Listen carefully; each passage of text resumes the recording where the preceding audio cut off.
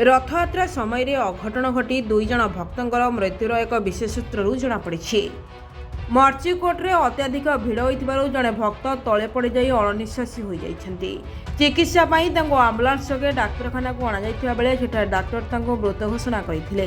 भक्त जनक कटकर बोली जमापड़ी। प्राय 50 रु ऊर्ध्व लोक ठेलापेलारे आहत होई भर्ती होइछन्ति। निर्धारित समय रे रथ टଣା चारिटारे थिबा बेले प्राय 1 घंटा विलंबरे बलभद्रଙ୍କ तालध्वज रथ टଣା जाई गरगर नाद करी बड़दाण्डरे रथ गड़िथिला। परे सुभद्रा और शेष जगन्नाथंकर रथ टଣା जाइथिला। Bureau report Odisha digital news.